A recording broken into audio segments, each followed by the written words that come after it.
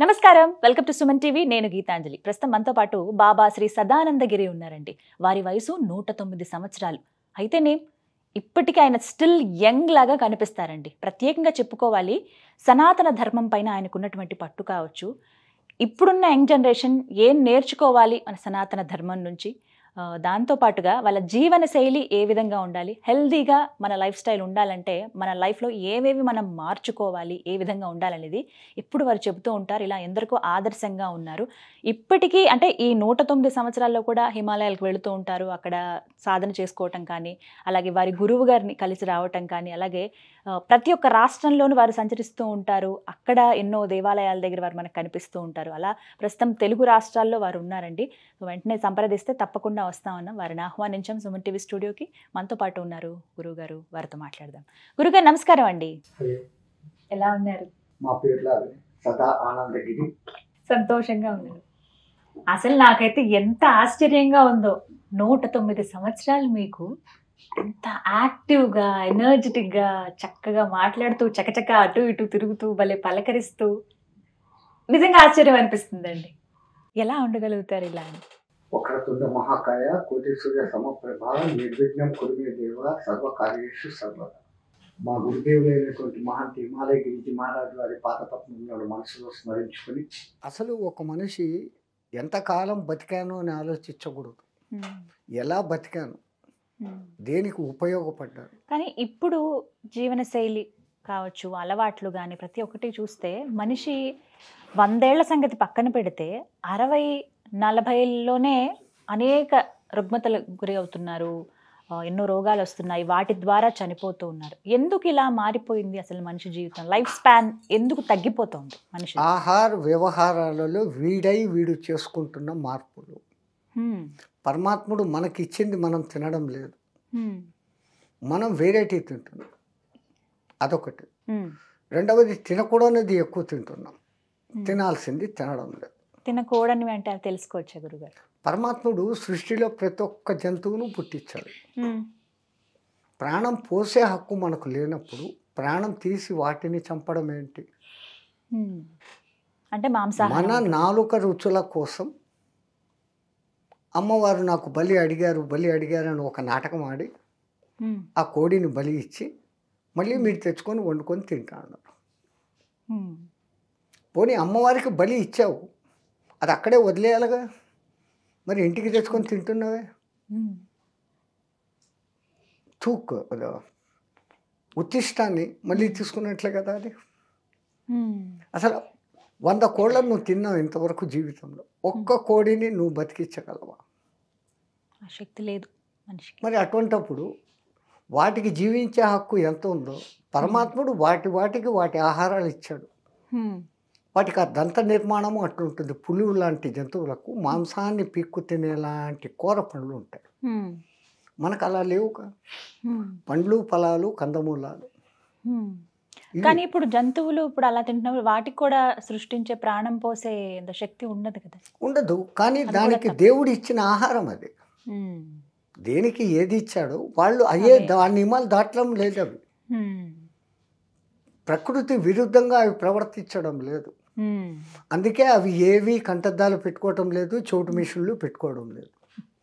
వీడొక్కడే అడ్డమైన తిండ్లు తింటున్నాడు, మాకే వస్తున్నాయి. స్పెట్స్ పెట్టుకుంటున్నాడు, కంటద్దాలు పెట్టుకుంటున్నాడు. ఇవి చూడండి, ఏ జంతువు అయినా చచ్చేంత మూమెంట్ వరకు దాని చెవులు పనిచేస్తాయి, కళ్ళు పనిచేస్తాయి, ఆనందంగా ఉండి అలా పడిపోయి చచ్చిపోతుంది. వీడు తట్పటాయించి ఇంకా బతకాల అనే తపనతో ఉంటాడు. వాటికి ఆ తపన లేదు, ఆ సెన్సు లేదు దానికి. కానీ చెప్తూ ఉంటారు, సాక్షాత్తు ఆ రాముడు అంతటి వాడే లేకుంటే కృష్ణుడే మాంసాహారాన్ని భుజించారు, వాళ్ళు తినగా లేనిది మేము తింటే తప్పొచ్చిందా అని కొంతమంది ఈ మధ్య బాగా అటువంటి శ్లోకాలు ఉన్నాయని నాకు చూపించండి. కొంతమంది చెప్తున్నారు ఈ మాట. చెప్పడం 112 మంది చెప్తారు. ప్రమాణం కావాలి కదా, ప్రామాణికం ఉండాలి. సరే, ఒకవేళ తిన్నారు, వాళ్ళ యుగంలో వాళ్ళు తిన్నారు. రాముడు క్షత్రియుడు అంటే బలం కావాలి. ఒకవేళ తిని ఉండవచ్చు. రాముడు ఏం తిన్నాడు అట్లా ఉండేది కాదు, రాముడు ఎట్లా ఉన్నాడో నువ్వు అట్లా ఉండేకి చూడు. అంతే తప్ప రాముడు ఏం తిన్నాడు, రాముడు కోళ్ళు కుక్కలు తిన్నాడు నేను తింటాను అంటే రాముడిని అడ్డం పెట్టుకొని నువ్వు తింటున్నావు. ప్రతిదీ నిన్ను సమర్థించుకునేకి ఆ దేవుళ్ళ పేర్లను కూడా కలుపుతాడు. కృష్ణుడు యాదవుడు, వాళ్ళకు మధ్య మాంసాలు సహజం, తాగి ఉండొచ్చు, తిని ఉండొచ్చు ఒకవేళ అట్లా అనుకుంటే కూడా.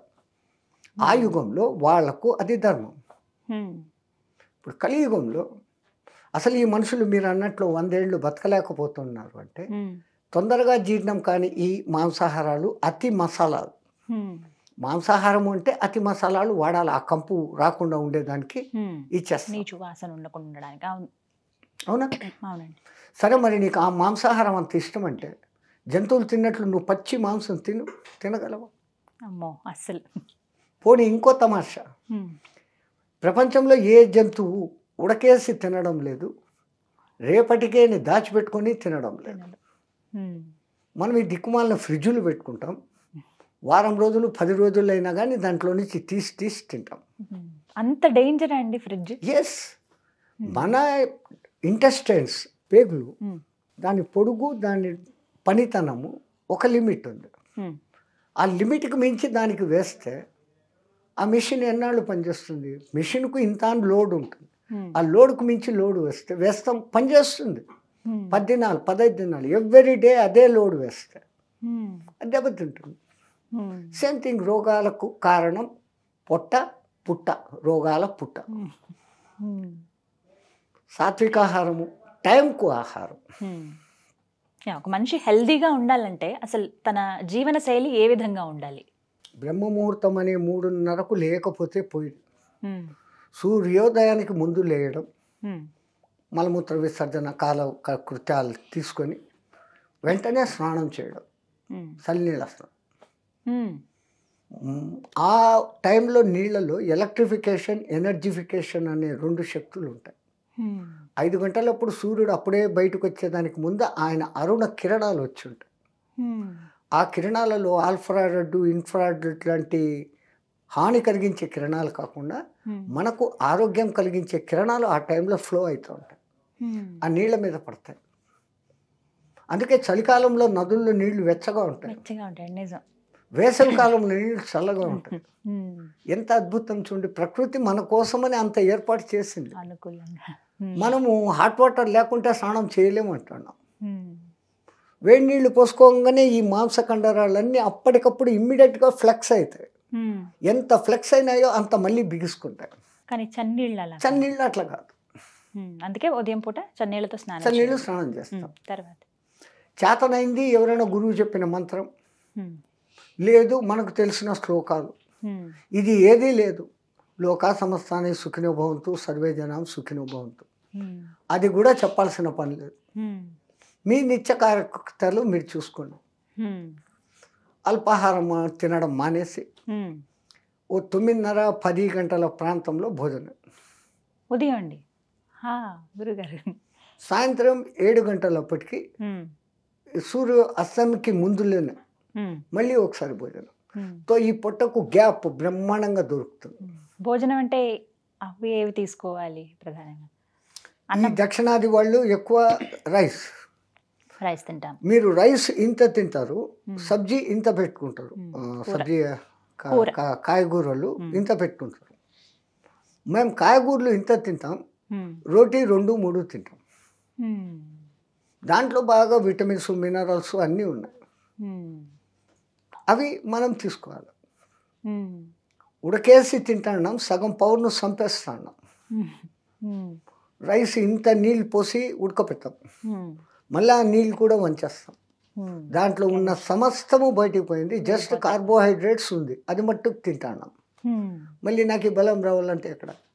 సెకండ్, అవి పాలిష్ బియ్యం ఉండాలి, వైట్ ఉండాలి, డబుల్ పాలిష్, ట్రిపుల్ పాలిష్ అంటారు.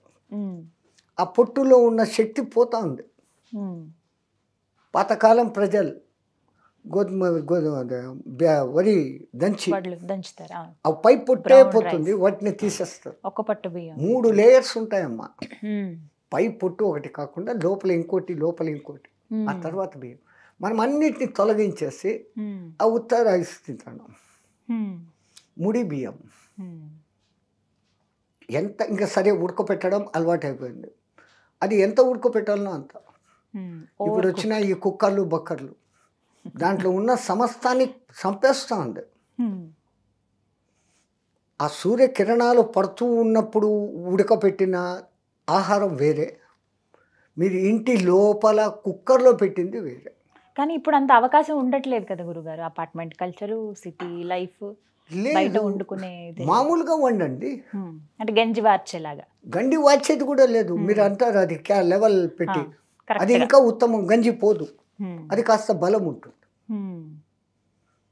ఆ విధంగా 2 పూట్ల అన్నమే తినాలా, తినొచ్చు? అది మీ అలవాట్లు. నైట్ టైంలో సాధారణంగా తక్కువ తినాలి. ఈ మిషన్ 9 వరకు పనిచేస్తుంది. 9 వరకు నిద్రపోం. 5:30, 6కి తిన్నాం. మనకి నచ్చేది మాట్లాడేది, దోస్తు, సినిమా, పాడు, Pardes, what ever it may be, ఇవన్నీ చేసుకుంటాం. 9 లోపల ఫుల్ అయి రెస్ట్గా ఉంటుంది. అప్పుడు నిద్రపోతాం, ఇంకా రెస్ట్ తీసుకుంటుంది, యాక్టివ్ అవుతుంది. ఫినిష్. మళ్ళీ నెక్స్ట్ డే 10 o'clock అలా. మనం బాడీకి ఏం అలవాటు చేస్తే అది తీసుకుంటున్నామా. మనమే పొద్దున టిఫిన్ లేకుంటే నేను ఉండలేను అనేది మైండ్లో ఫెటప్ చేసుకున్నాం. కానీ బ్రేక్ఫాస్ట్ అనేది స్కిప్ చేయొద్దు, చాలా అనర్థం అది అని చెప్పి ఆధునిక పద్ధతులు కొన్ని చెప్తా ఉండరు. సో ఇప్పుడు మేము చెప్పిన బ్రేక్ఫాస్ట్కు భోజనానికి 1.5 hour తేడా. 8 o'clock you are taking breakfast. So extend it for to 1.5 hour. 9:30, 10. ఇది మా వైపు విధానం. మేము ఇక్కడ వచ్చి తిరిగినప్పుడు ఆ వాళ్లకు మేము కష్టం కలిగించలేము. నాకు ఈ రూల్స్, నాకు ఇట్లే కావాలా, ఏం లేదు. వాళ్ళు ఎప్పుడు వండి పెట్టినా, 2కి వండి పెట్టినా, మధ్యాహ్నంకి పెట్టినా, పొద్దున టిఫిన్ తెచ్చి ఇచ్చిన వాళ్ళ తృప్తి కోసం మేము తినేస్తాం. కానీ ఇలా మాత్రం అలవాటు చేసుకుంటే మంచిదని ఆ సిస్టంలో మేము 90 years వరకు అదే సిస్టమ్ మెయింటైన్ చేసినాం. యాత్రలో తిరుగుతున్నప్పుడు కూడా, గురుగారి దగ్గర ఉన్నప్పుడు మొదలైన 45 years, 1945 వరకు స్ట్రిక్ట్గా ఇదే రూల్ మా ఆశ్రమంలో. 45 తర్వాత బయటకు వచ్చి తిరగని మొదలుపెట్టినా కూడా అప్పట్లో ఇంత ఇది లేదు. ఆ జనాలకి భక్తి, వీడు ఇట్లా తింటాడు, ఏం స్వామి ఎన్ని గంటలకు పెట్టాలా అని అడిగేవాళ్ళు. అమ్మ మీకు వీలైతే ఈ టైంకి పెట్టాలి, అదే పెడతారు. టిఫిన్ ఇస్తారు దండిగా ఇంత. మేము చెప్తాం ఇంకొక గంట తర్వాత తింటామమ్మ, ఇదే మాకి భోజనం. సో మనం ఇంకోళ్ళకి ట్రబుల్ ఇవ్వకూడదు. ఇంకోళ్ళకి ట్రబుల్ ఉంటే తీర్చేదానికి అలవాట్లు అలా ఉండిపోయినాయి. మీ గురించి చెప్పండి గురువుగారు. మీరు పుట్టి పెరిగిందంతా ఎక్కడ, అసలు ఈ మార్గానికి ఎప్పుడు వచ్చారు మీరు? నేను 2 ఏళ్ళు పిల్లవాడుగా ఉన్నప్పుడు హరిద్వార్ మేళాలో మిస్ అయిపోయానంట మా గురుగారు చెప్తారు. నా పూర్వజన్మ సుకృత్ ఏం పుణ్యం చేసుకున్నాను, నేను ఔడుసపోతూ ఉంటే మా గురుగారు తీసుకున్నారంట. కిస్కా బచ్చా అని అందరినీ ఎంక్వైరీ చేస్తున్నారు. మాకు తెలీదు అంట. అప్పట్లో మేళా 2-3 దినాలు. హరిద్వార్ ఇంత ఉండింది. ఇప్పుడు twin cities, Haridwar, Rishikesh twin cities, concrete jungle. అప్పుడు నిజం జంగల్ ఉండింది, పూర్తి అడవి. హరిద్వార్ ఋషికేశ్ మధ్య 18 kilometers. మేము అక్కడి నుంచి అక్కడికి పోవాలంటే ఒక 10-12 మంది తట్ట అది ఇది తీసుకొని పోవాలి. ఈ పులులు, అవి నక్కలు, అవన్నీ ఉంటాయి. అంత ఉండింది అప్పుడు. అట్లా సిస్టమ్. అలా గురువుగారికి మీరు దొరకటం. ఆ మహానుభావుడు నన్ను ఇట్లా ఆ కుండలిని యోగం నేర్పించడం, సాధనాలు కొన్ని. అంత చిన్నప్పటి నుంచి నేర్చుకున్నారండి? మీకు ఎంత వయసు అప్పటి నుంచి? 4-5 ఏళ్ళప్పటి నుంచే నేర్చుకున్నారండి? నేను 2 years దగ్గర ఆయనకి దొరికినాను. అప్పటి నుంచి ఆ పెరిగినప్పుడు ఆయన్నే దాదా అనేవాడిని. అసలు నా భాష ఏంటో కూడా తెలీదు. మరి తెలుగు ఎలా వచ్చింది మీకు? అన్ని ఇప్పుడు ఇక్కడ తిరుగుతాం కదా, ఎస్పెషలీ మాకు సౌత్లోనే ప్రాబ్లం. మిగతా ఎక్కడైనా కానీ హిందీ నడుస్తుంది. ఇక్కడ మెట్రో సిటీస్ కొన్ని ఏరియాల్లో తెలంగాణలో ఆ ఉర్దూ ఉండబట్టి, ఉర్దూ హిందీ దగ్గర కాబట్టి ఇక్కడ నడుస్తుంది. తో డీప్ ఆంధ్రాలోకో తమిళనాడులోకో పోతే వాళ్ళ తమిళ్ తప్ప వేరే మాట్లాడరు, మలయాళం తప్ప వేరే మాట్లాడరు, కన్నడ తప్ప వేరే మాట్లాడరు. అదేమో అంటారు necessary is mother of invention అని. నా అవసరం, నా భావాలు వాళ్ళకు పంచుకోవాలా. అసలు నేను ఎక్కడ పోవాలా, ఎక్కడ రావాలా అని క్వశ్చన్ వేయాలంటే వాళ్ళ భాషలో అడిగితే చెప్తారు. ఫోర్స్. రెండవది మా గురు కటాక్ష, నేర్చుకోవాలనే పట్టుదల. ఎన్ని భాషలు వచ్చండి మొత్తం మీకు? ఏదో ఆ టైంకి అట్లా అట్లా నడుపుతాం. గొప్ప తెలుగు, చెప్పుకునేకి హిందీ, కాదు. ఇంగ్లీష్, మలయాళం, హిందీ కన్నడ, మాది తమిళ్. మాతృభాష. హ్మ్. ఇంగ్లీష్ చదివిన చదువు. ఏం చదువుకున్నారు? బిఏ 1936 ఎక్కడ చదువుకున్నారు? అస్సాం అస్సాంలో. గౌహతిలో హ్మ్. సర్ జకారియా కాలేజ్ అని అప్పట్లో ఉండేది, ఇప్పుడు లేదు. హ్మ్. ఒక రాజుగారు అక్కడ పెట్టినారు అది. హ్మ్. అక్కడ మా గురువు గారి అంతేవాసి, అంటే చెల, ఇంకొక చెల, హ్మ్. అక్కడ ఆశ్రమం ఉండేది. హ్మ్. మా గురువు గారు మాకి అక్కడ పంపినారు. హ్మ్. ఆ మహాన్భర్ దగ్గర మా గురువు రాకలు పోకలు, మేము సెలవులు ఇక్కడికి రావడం పోవడం. హ్మ్. చిన్నప్పటి నుంచి అదే ఆశ్రమం బతుకు, అదే మంత్రాలు భజనలు, హ్మ్. ఆ ఆశ్రమం తిండి. హ్మ్. అంటే బయట ప్రపంచం అసలు ఎప్పుడు చూడలేదా అక్కడి నుంచి? సన్యాసం తీసుకొని మొదటిసారి చార్ధామ్ దర్శనం చేయి అన్నంత వరకు అస్సాం టు మా రుద్రప్రయాగ్ తప్ప రెండవది ఏది తెలియదు. హా. చార్ధామ్ దర్శనం చేయన్నారంటే బడా చార్ధామ్, Hmm. బద్రి, రామేశ్వరం, ద్వారక, హ్మ్. హ్మ్. ఆ లైన్ పూరి. హ్మ్. పూరి, హ్మ్. ఆ 4 క్షేత్రాలు తిరిగినప్పుడు ఓహో ఇన్ని భాషలు ఉన్నాయి, ఇన్ని ఆహారపు అలవాట్లు ఉన్నాయి, ఇంతమంది ఇన్ని మనుషులు పూజా విధానాలు ఉన్నాయి, హ్మ్. మేరా భారత్ మహాన్. అప్పుడు అర్థమైంది. అప్పుడు మీ వయసు ఎంతండి? జస్ట్ డిగ్రీ కంప్లీటెడ్ 7 years, 27, హ్మ్. 27, 28 ఉండొచ్చు. అప్పుడు అనిపించలేదా ఇంతమంది ఇంత చక్కగా హ్యాపీగా గడుపుతున్నారు, మంచి మంచి బట్టలు వేసుకుంటున్నారు, లోక అది సంబంధమైన వాటితో చెప్తున్నానే, ఉన్నారు? ఆ 2 ఏళ్ళు నుంచి ఈ ఆశ్రమం భజనలు పూజలు ఇదే. హ్మ్. మనకు ఆ లోకం వింతగా లేదు. అనిపించారా అందరూ రెండవది చూసినప్పుడు? మా గురువు ఒకటే మాట చెప్తారు, ఎవరు కనపడినా ఫిమేల్ జెండర్ కనపడితే మాత, హ్మ్. మేల్ జెండర్ కనపడితే స్వామి. హ్మ్. ఈ రెండే అంతే. ఉచ్చారణ. హ్మ్. ఒక్కసారి మాతృభావన అన్నప్పుడు ఇంకో భావన వచ్చేకి లేదు. హ్మ్. సాధనలో కూడా ఆ కామ ప్రకోపము, ఆ భావన అనేది రాని సాధనలు కొన్ని ఉంటాయి, కొన్ని ఆసనాలు వగైరా వేయిస్తారు. హ్మ్. బలవంతంగా అంచుకోవడం కాదు, అంటే న్యాచురల్ అది. హ్మ్. బట్ విల్ పవర్ మనకుంటే నథింగ్ విల్ హ్యాపెన్స్. హ్మ్. మీకు ఏమనిపించింది? ఎందుకు ఈ మార్గం నేను తీసుకోవాలి అని ఎప్పుడు మీరు నిర్ణయించుకున్నారు? ఏ నేను వయసులో? నిర్ణయమే తీసుకోలేదు, ఆ అవకాశం కూడా లేదు. జరిగేదంతా అట్లే జరుగుతుంది. ఆ. నేను డిగ్రీ అయిపోయి మా గురువు దగ్గరికి పెట్టినప్పుడు ఆయన అన్నాడు, ఎక్కడైనా ఉద్యోగం చేసుకోపో అని. హ్మ్. నువ్వు ఇచ్చిన బతుకు నన్ను ఇప్పుడు సడన్గా బయటికి లోకంకి పో అంటే ఏం చేయాలని హ్మ్. నేను పోను అన్నాను. క్యా కరేగా మరి తెరా చెలా బంజావు, నేను మీ శిష్యుడు అయిపోతాను, హ్మ్. కష్టము. అప్పుడు నేను 108 kilos ఎక్సైజ్ బాడీ, హా. ఇంతింత నెయ్యి, ఇంతింత రొట్టెలు ఇట్లా ముంచుకొని తింటా ఉంటుంది, ఇంత బెల్లు హా. అట్లా తినే రకం. ఇట్లా ఉండవు, ఇట్లా అయిపోతావు అన్నావు. హా. ఎట్లన్నా పోను, దిగుతావు. దిగా ఒక 6 months తర్వాత ఎందుకు దిగానా అని బాధ కూడా పడ్డాను. ఎందుకంటే ఆయన కొత్తగా చంద్రాయణ వ్రతం చేస్తాం రా అన్నాడు. హా. అంటే ఏదో వ్రతం కదా, హా. వ్రతం అంటే బాగా స్వీట్లు అది ఇది చేస్తారు, హ్మ్. చలో మై బీ కరుంగా అన్నాడు. చంద్రాయణ వ్రతం అంటే పగలంతా ఉపవాసం ఉండాలి, చంద్రుడు వచ్చాక నైట్ చంద్రుడు వచ్చినాక 16 ముఠి రొట్టెలు, దానికి అవసరమైన దాల్, సబ్జీ, 2 సబ్జీలు, ఇంత కప్పు నెయ్యి, ఇంత కప్పు బెల్లం, దహి అన్నీ ఉంటాయి. వ్రతం భలే బాగుంది అనుకున్నాం మొదటి దినం. ఓ 6-7 days పోయినాక రాశి కమ్ హోతా జా రా, కుప్పకు తక్కువ అవుతుంది.